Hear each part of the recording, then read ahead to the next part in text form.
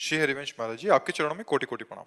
महाराज जी, आपकी कृपा से आपके बताए हुए मार्ग पर चलने की कोशिश कर रहा हूँ, लेकिन महाराज जी कोई भी संकल्प 15 से 20 दिन से ज्यादा उसका पालन नहीं कर जा पाता उसका हूँ। कारण है ब्रह्मचर्य की हीनता। आगे वही लिखा कि मतलब बार बार गिरा देती है ये काम वासना। तो महाराज जी जीवन मतलब मेन पॉइंट जो है वो ब्रह्मचर्य खंडन है। अगर थोड़ा ब्रह्मचर्य पर ध्यान दे दीजिए तो दिनचर्या ठीक हो जाएगी। ब्रह्मचर्यहीन पुरुष की कभी एक दिनचर्या नहीं चल सकती, ये पक्का नियम है। और ब्रह्मचारी की दिनचर्या में कभी फर्क नहीं पड़ सकता। इसलिए कोशिश करो नाम जप करते हुए पवित्र आहार, अल्पाहार लेते हुए, कुसंग का त्याग करते हुए, मोबाइल से या व्यक्ति से कुसंग ना होने पावे, शास्त्र विरुद्ध संग ना होने पावे, और अपने हाथ से कोई ऐसे आचरण न करे, तो फिर ब्रह्मचर्य का पोषण जरूरी है। परमार्थ में चलने के लिए ब्रह्मचर्य अति आवश्यक है।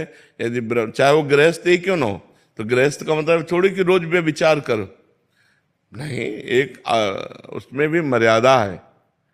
शास्त्र में वर्णन है कि मासिक धर्म के होने के एक सप्ताह बाद पवित्र होने पर संतानोत्पत्ति के लिए गृहस्थ धर्म में लिखा हुआ है, 1 महीने में एक बार संतानोत्पत्ति के लिए मासिक धर्म के एक सप्ताह बाद बकाया ब्रह्मचर्य रहे। तो गृहस्थ में भी ब्रह्मचर्य की आवश्यकता है। ऐसा थोड़ी कि मनमानी आचरण तो फिर नष्ट हो जाएगा, क्योंकि जीवनी शक्ति है ब्रह्मचर्य।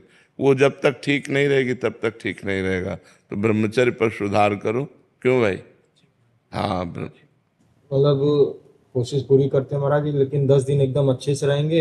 हाँ, फिर कभी कभी ऐसा हो जाता है कि एक बार गलती हो जाती है तो पूरा चीज हाँ, हो जाता है, हो जाए, वो मन खिन्न हो जाएगा, मन हार जाएगा, फिर उत्साह नहीं रह जाता।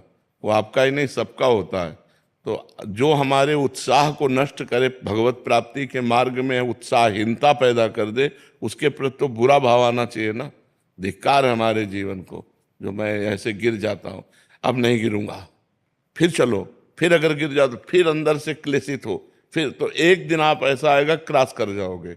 और अगर आप हार गए तो फिर परमार्थ से भ्रष्ट कर देगा। जब हमसे गलती हो जाती है तो सीधा हमारे परमार्थ पे अटैक होता है।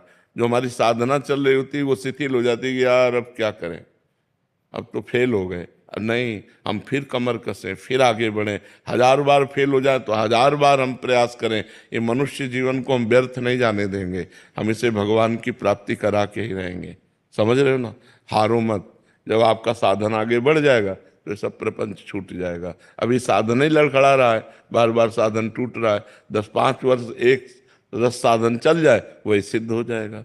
तो आप थोड़ी मेहनत करो, थोड़ी हिम्मत करो, थोड़ी लड़ाई लड़ो मन से, तभी आप जीत पाओगे। और नाम जप करते रहो। नाम जप करते हो? हाँ, नाम जप करते रहो और लड़ाई लड़ते रहो। ये लड़ाई है बहुत बड़ी लड़ाई। पूरे विश्व को चौपट किए यही मन, पूरे विश्व को चौपट किए। मनमानी आचरण भोग बस इसी में लगाए हुए।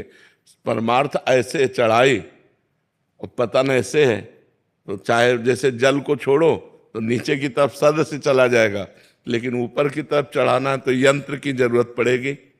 ऐसे ही मन को छोड़ो, भोगों में चला जाएगा, लेकिन ऊपर चढ़ाना है तो नाम और मंत्र की जरूरत पड़ेगी। जितना नाम और मंत्र जप करोगे उतना ही मन ऊर्ध्वगामी होगा, और जितना आप छोड़ दोगे उतना ही अधोगामी हो जाएगा। इसलिए खूब नाम मंत्र जप करो, और शास्त्र के अनुसार जो निषेध है उसका संग मत करो।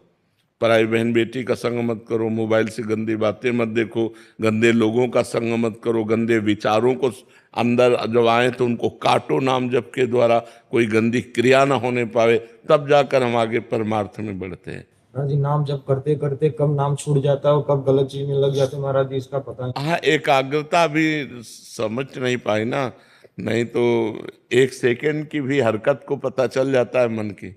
जब आप एकाग्र होंगे ना, अंतर्मुख होंगे, तो 1 सेकंड के हरकत मन गया। अभी प्रमाद स्थिति है, इसलिए अभी मलिनता है, इसलिए पकड़ नहीं पाते हो। और नाम बढ़ाओ। फिर भी अपने को सौभाग्यशाली मानते हैं कि आपका सानिध्य प्राप्त हुआ, नहीं तो पूर्व कर्म तो बिल्कुल, मतलब कब के खत्म हो चुके थे महाराज। हाँ बिल्कुल। नहीं, आप हिम्मत करके चलो, जीतना है, हारना नहीं। ठीक है, आप हिम्मत करके